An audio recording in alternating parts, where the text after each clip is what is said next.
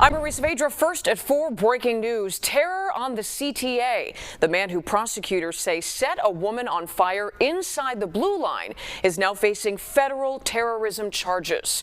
We have team coverage starting with our Jermont Terry. He's live for us at the Dirksen Federal Courthouse. And Jermont, you've learned more about what happened inside that train car. I did, Maria. Now, we are standing by moments for the U.S. Attorney and ATF to update us about this case. But I can tell you that this was a very unusual hearing. Lawrence Reed entered court with handcuffs and also a spit guard around his mouth. Now, during the hearing, he made multiple outbursts. One that he kept repeating, "I am guilty and I will be my own attorney." But today's hearing was just to establish the basis for these federal charges. Now, these are new images into our newsroom. Federal prosecutors say they show Reed on the Blue Line train Monday night. In the images taken from the CTA security, prosecutors say the victim was sitting with her back to Reed when he walked up from behind and doused her with a liquid over her head. The victim became upset and started to argue with the man. That's when the fight between the two started. In the images, you can see a flame inside the CTA train car. A fire, prosecutors say Reed ignited when he intentionally set the woman on fire. Prosecutors say the victim rolled on the train floor trying to get that fire out from herself. That's when the L pulled into the Lake Clark station. She jumped out still on fire. Now, again, we are waiting for federal prosecutors to update us on this case. Reed was taken to federal custody around noon today, just 24 hours after Chicago police arrested him near the CTA platform. Now, despite Reed in court saying repeatedly that he would be his own attorney and that he was guilty, the judge did not and would not accept that plea. But she did order him to undergo a medical and mental evaluation. Charges, I should say, when the judge read the charges of terrorism, Reed was taken back and said, "Terrorism, what is this all about?" Again, we're going to have more on this as we wait for the ATF and the U.S. Attorney to update us about this case, but that is the latest here at the Dirksen Federal Courthouse. For now, reporting, I'm Jermont Terry. Back to you, Marie. We will check in with you as soon as that press conference starts. Jermont, thank you. Now to our Sara Machi, who spent today digging into Reed's background. She joins us live outside the CTA station in the Loop where he was arrested. Now, Sara, there are questions about why he wasn't detained in another recent investigation. What did you learn about that? Right, Marie, Reed was taken into custody not far from here, just yards away on Washington. And police said even at the time that he was taken into custody, he was saying things like "burn alive." And when we looked into this, we found that this most recent incident happened at a time when Reed was supposed to be on an active ankle monitoring bracelet.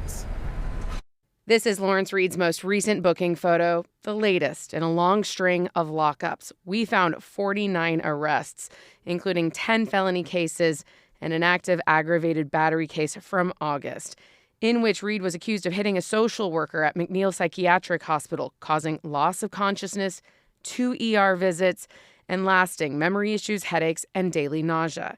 The Cook County State's attorney asked a judge to keep Reed in custody until his trial for the August battery.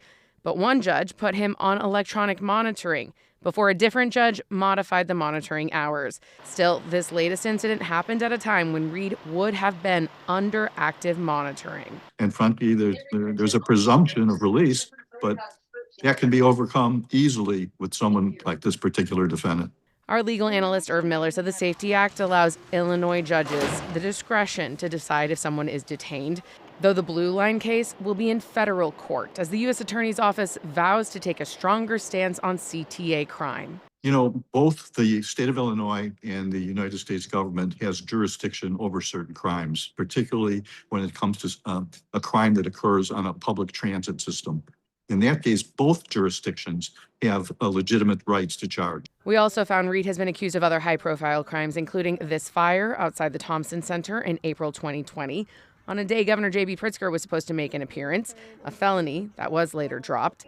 And just 2 months prior to that, he was suspected of punching 4 women outside the Harold Washington Library in the Loop. Reed is also suspected of setting a fire outside City Hall last week. That is just across the plaza from where we stand right now. We also reached out to the Cook County Chief Judge's office because they monitor, that ankle monitoring system, to ask them if they could explain any questions we had about that and whether they were aware that he might be violating the order in that case. They told us that they couldn't comment on any pending or potential litigation. From the Loop, Sara Machi, CBS News, Chicago.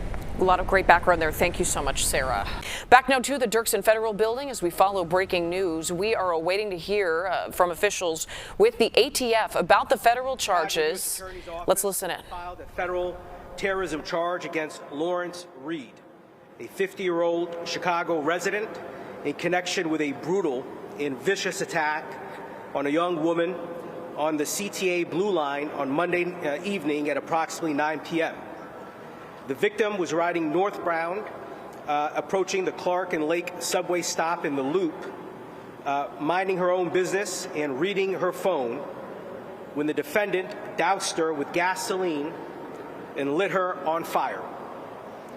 The surveillance video is difficult to watch and is very disturbing, as a young woman was set ablaze and tried to put herself out while other passengers got out of the way or watched.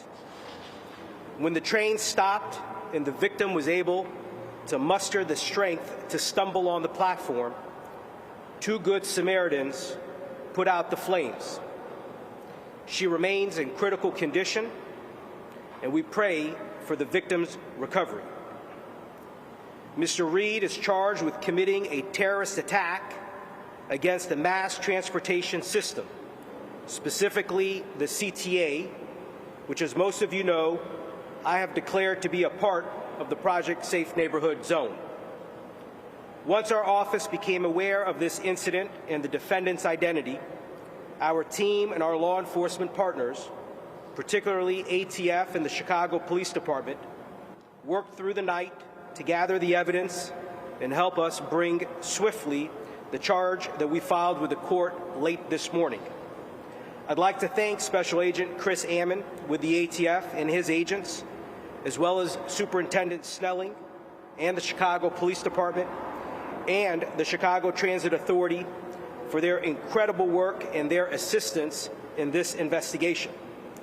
We will advise the court about this defendant and his criminal history and other such matters at the upcoming detention hearing, which will be this Friday at 10 a.m.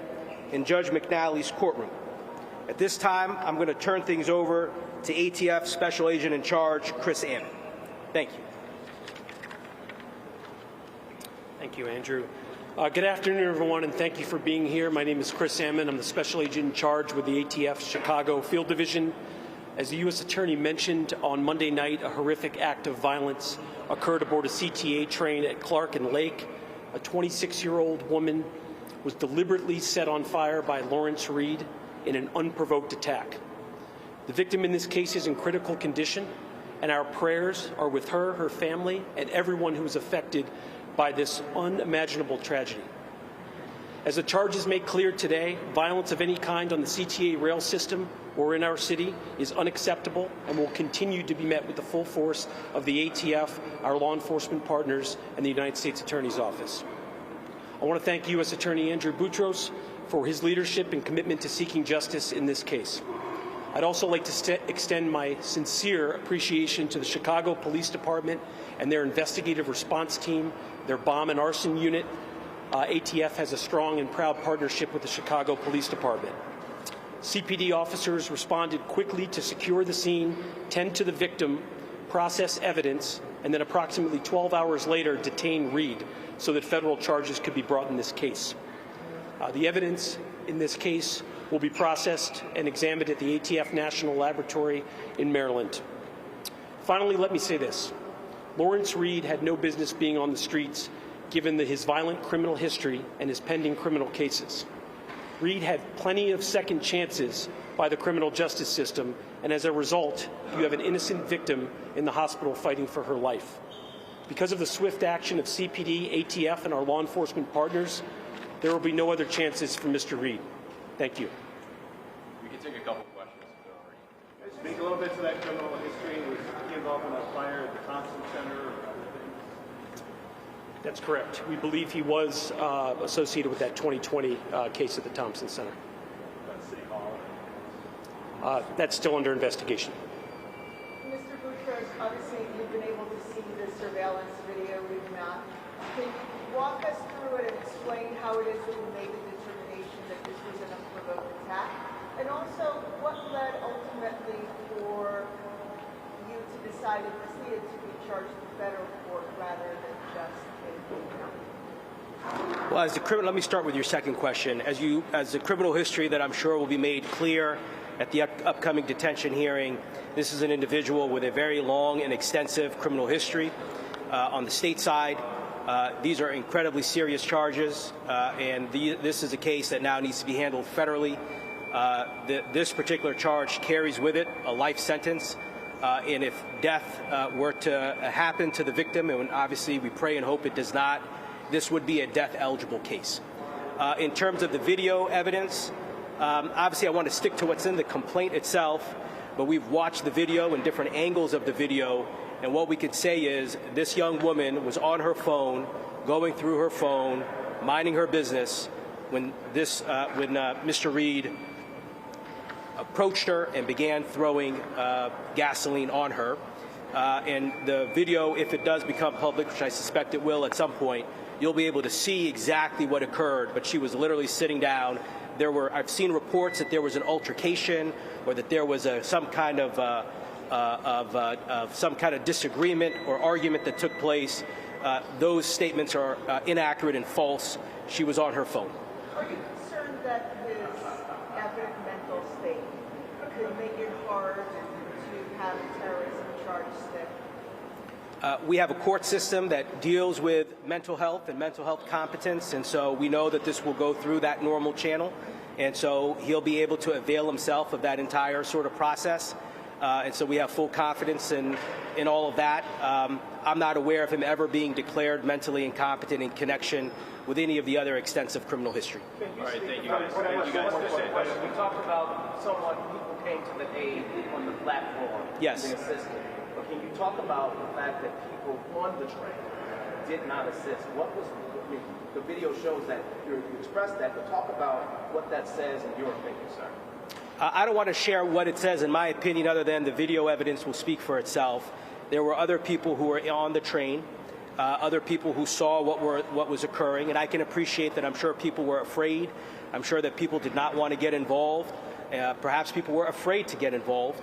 But what we could say is, even as she was on the ground trying to put herself out and is rolling on the ground, desperately trying to put out the fire, no one came to her aid until she was able to get off the train and to the platform. And when she finally stumbled down, two Samaritans came and put out all the blaze that was all consuming her.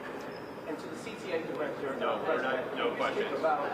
If he was on a ban list, you know if Mr. Reed was actually on a CTA ban list. I don't believe that the CTA is taking questions, but Jason, you had a question? I just had a question about the terrorism charge and whether that requires prosecutors to prove that he had some kind of wider motive to terrorize the community at large rather than just an attack on one person. It doesn't, Jason, and the charge is 18 U.S.C. 1992, and so it is not a charge that I think this office may have ever brought before, so it's a new charge, but you'll see that it's a charge that has been used in other districts in connection with similar types of incidences. Stabbing, the fatal stabbing, is that Correct. the same charge? Correct. Are there any other questions? No. All right. Thank you guys. I appreciate it. Thank you.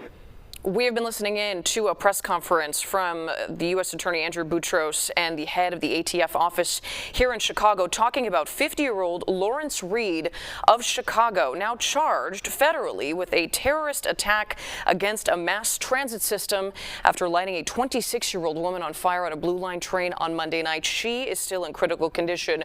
We continue to cover this story and many more when we come back.